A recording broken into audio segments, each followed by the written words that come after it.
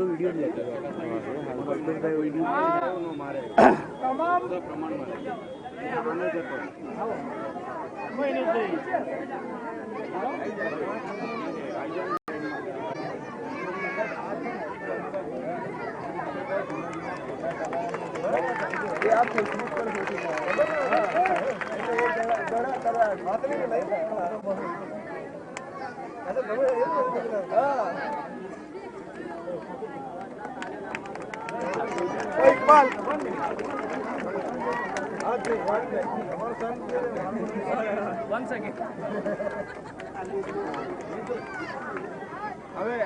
नरेशभाई साहब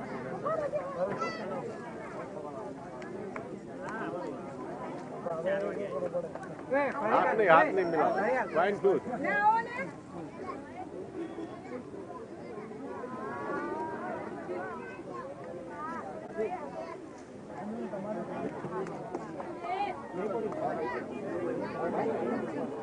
સાહેબ આ એરિયામાં નાના બાળકોને એકઠા કરીને ક્યારના તરપત છે એવા વસંતબેન જે સામાજિક કાર્ય કરશે સાહેબને દેવી પૂજન આપણે આપીને અર્પણ કરવા એ અને એમના ફાધર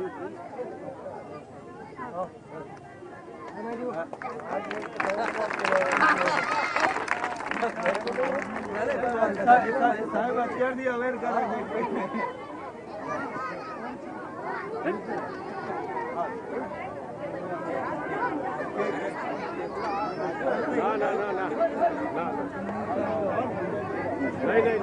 नहीं अमित भाई बात कर दो ना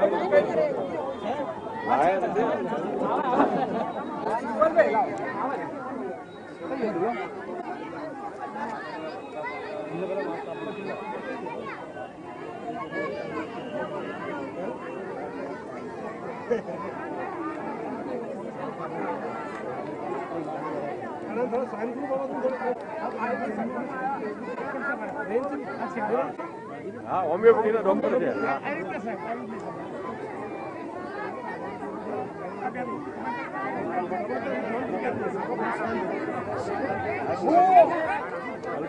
હોમિયોપેથિક માંથી પધારેલા હિનાબેનને વિનંતી કરીશ કે આગળ આવે અને સ્વાઇન ફ્લૂ બાબતે પૂરેપૂરી માહિતગાર બાળકોને તથા એના રહીશોને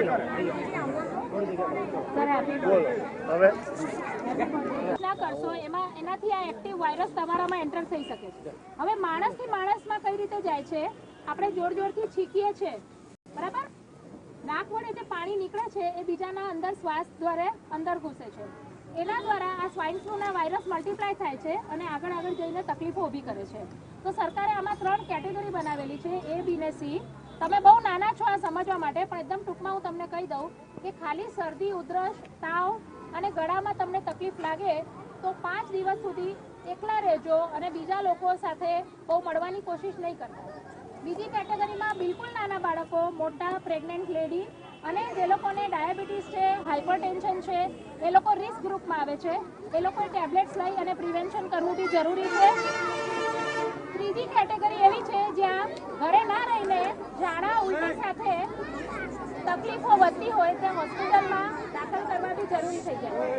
હવે બાળકો સાંભળો, આવા માસ્ક સ્વાઇન ફ્લૂ માટે આવા માસ્ક પહેરવા જરૂરી છે. તમને હોમિયોપેથીની દવાઓ આપવામાં આવશે, 4 ગોળીઓનું 1 ડોઝ બનશે. આ દવા લીધા પછી અડધો કલાક સુધી પાણી કે કંઈ ખાવાનું નહીં, બરાબર. આની કોઈ આડઅસર નથી પણ તમને ફ્લૂમાંથી બચાવી શકશે. ઘરે લીંબુનું પાણી, હળદરવાળું પાણી, એના પ્રયોગો કરજો. નાક ચોખ્ખું રાખજો, સેનિટાઈઝર વાપરવાની કોશિશ કરજો.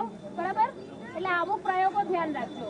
આ પ્રોગ્રામ પત્યા પછી દરેકને આ ડોઝ આપવામાં આવશે. એને હાથ નહીં લગાડતા. આપણે બિસ્કિટ ખાઈશું ને, આપણે કેળા ખાઈશું ને, પણ એક શરત પર આપણે ચોખ્ખા રહીશું ને, આપણે દવા લઈશું ને, આપણે નખ કાપીશું ને, આપણે નાહીશું ને, આપણે સ્કૂલે જઈશું ને, આપણા દેશને સ્વચ્છ રાખીશું ને, તો જ કેક ખાઈશું.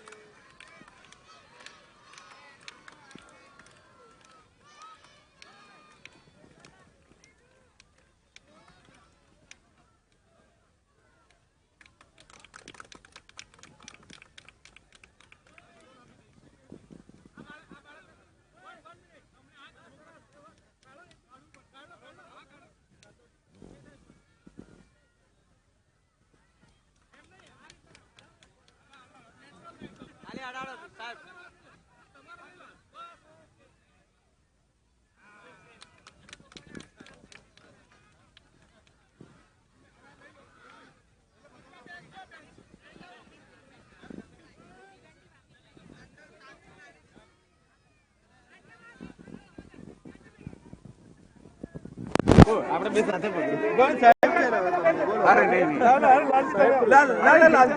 લાલજી એ બાજુ જતા રહો, એ બાજુ જતા રહો. હા બસ એમને પહેરો સાહેબ. પાછા આવો ને અનિલભાઈ.